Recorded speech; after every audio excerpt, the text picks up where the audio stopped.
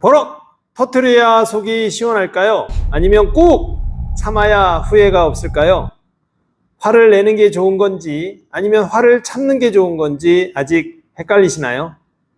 화를 확 내버리고 후회를 하거나 아니면 화를 꾹 참다가 속이 새카맣게 타들어가거나 이제 그 딜레마를 그만 끊어낼 때입니다. 이 영상을 끝까지 보시면 20년간 수많은 마음 고민을 들어온 이 공교수가 알려주는 속 시원한 해답을 얻으실 수 있습니다. 끝까지 들어보세요. 안녕하세요. 명상치료학과 마음코칭 전문가 공교수입니다. 혹시 이런 경험 있으신가요? 정말 화가 치밀어 오르는데 이걸 꾹 참아야 하나? 아니면 그냥 한번 팍 터뜨려 버려야 하나? 그런 고민 말입니다. 물론 이런 생각을 하시는 분들도 계실 겁니다. 화를 참거나 아니면 터뜨리는 것 말고 과연 제3의 방법이 있기는 한 걸까? 저 역시 화가 나는 한 사람으로서 오랫동안 그 답을 찾아 헤맸는데요. 결론부터 말씀드리면 있습니다. 있고요. 오늘 그것을 알려드린다는 겁니다. 자, 먼저 자주 화를 내는 분들의 이야기부터 들어볼까요? 나는 화내는 것이 아니라 솔직한 거야. 저 사람이 잘못했으니까 내가 당연히 화를 내는 거지. 참으면 병만 되니까 화를 내는 게 차라리 더 낫거든? 하지만 잠깐만요. 사실 이런 말들은 나는 원래 화를 참는 것 자체가 그냥 너무 힘든 성격인데 화를 참는 거, 난 그게 원래 잘 안 되는 성격일 뿐인데 그 참지 못하는 성격을 자칫 합리화하는 것일 수도 있습니다. 가장 큰 문제는 아시다시피 주변 사람들에게 큰 마음의 상처를 주게 된다는 겁니다. 당연히 인간관계도 악화시키죠. 이런 부작용을 이미 충분히 알고 있는데도 그냥 잘 안 되는 것일 뿐일 수 있습니다. 잦은 분노는 또 자신에게 건강 문제를 일으키기도 합니다.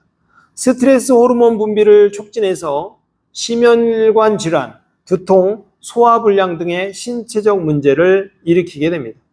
자, 그러면 반대로 화를 꾹 참는 분들은 어떨까요? 야, 이 정도는 참아야지. 화내서 뭐해? 나만 손해지. 모두가 다 좋으려면 그냥 나 하나 참는 게 나아.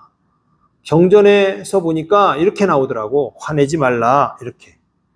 라며 자신을 다독입니다. 하지만 이것도 마찬가지입니다.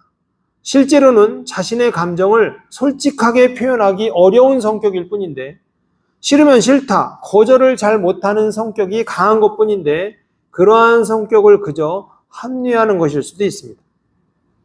무엇보다 가장 큰 문제는 자신의 솔직한 감정을 외면하고 회피하고 억누르게 된다는 겁니다.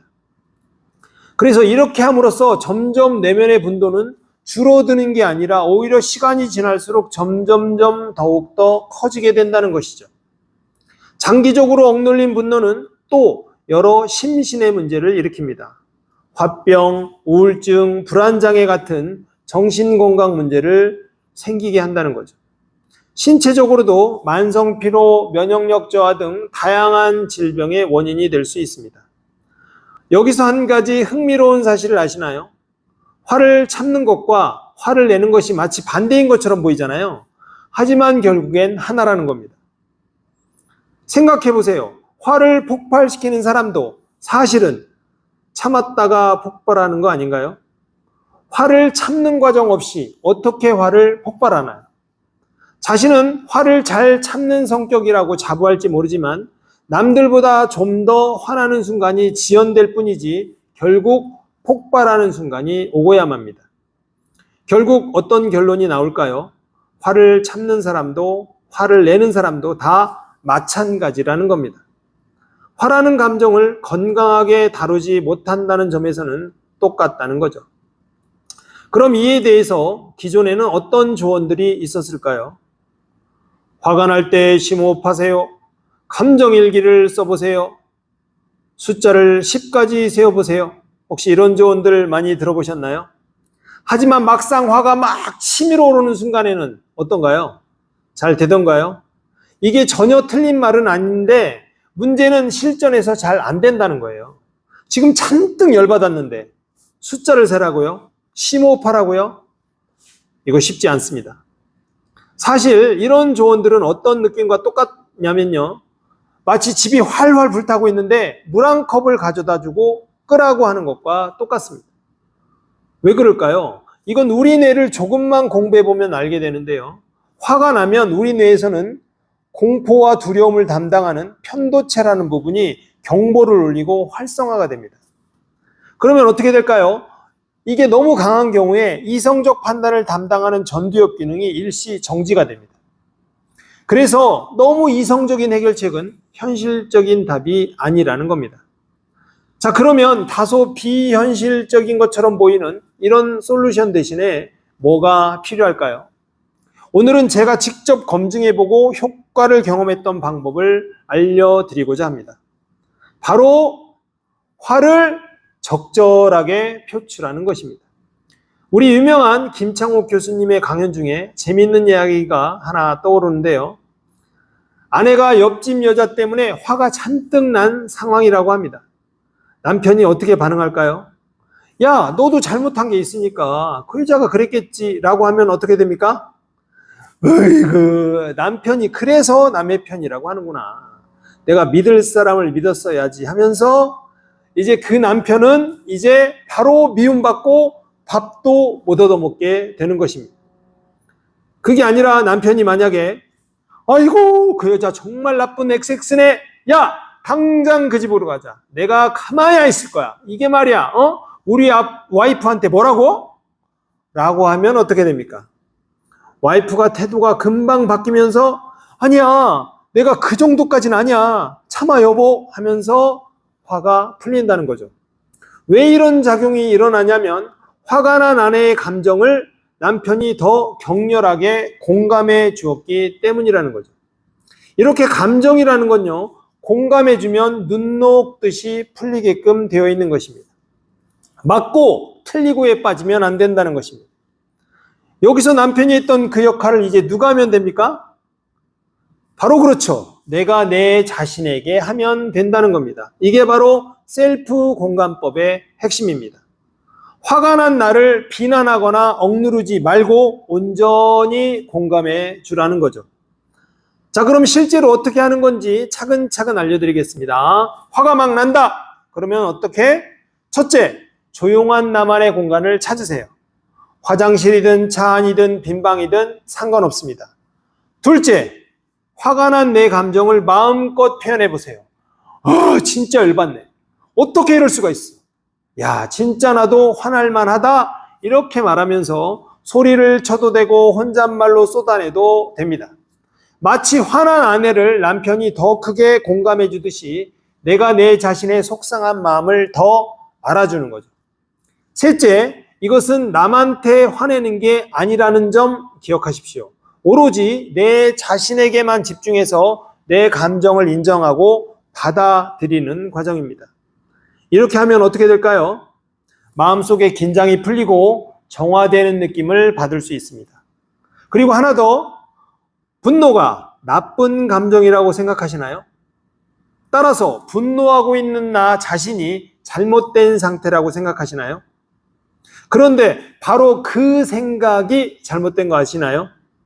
분노라는 감정 자체는 절대 나쁜 것이 아닙니다.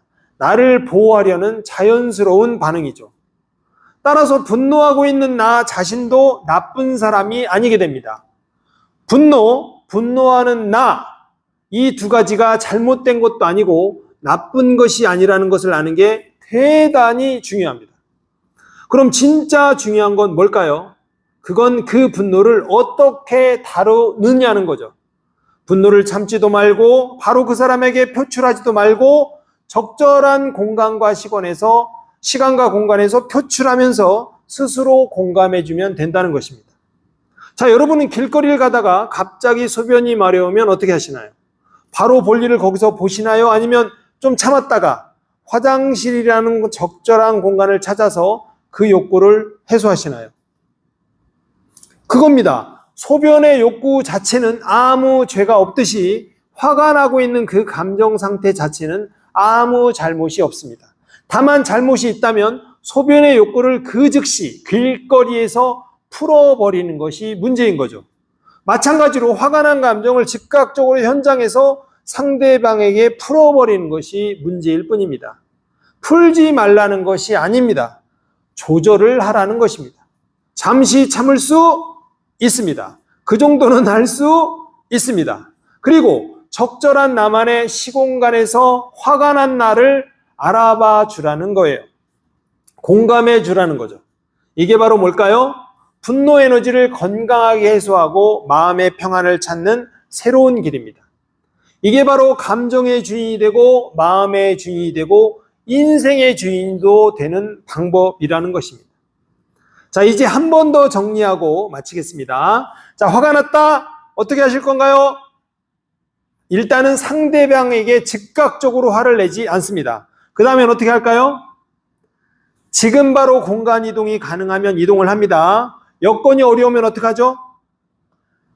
일단 일정한 시간이 지난 후에 화를 표출해야지 하고 조금 기다려줍니다. 그런 다음 적절한 시간과 공간이 확보가 되면 그 속에서 마음껏 화를 표출해 줍니다. 그러면서 화가 난 자신을 셀프 감정 공감해 주는 거예요. 자, 오늘부터 분노가 느껴지실 때 어떻게 해보시겠습니까? 한 번이라도 좋으니 이 셀프 공감법을 꼭 한번 해보세요. 그리고 어떠셨는지 아래 댓글로 솔직하게 한번 남겨봐 주세요. 그러면 제가 다음 영상 제작에 큰 도움이 될 것 같습니다. 그리고 미리 말씀드리는데 이 방법은요, 분노 조절에 대한 근본적인 해결책은 아니란 점 말씀드립니다. 근원적 해결책은요, 앞으로 차차 알려드리도록 하겠습니다. 그럼 다음 시간에는 뭘 알려드릴까요?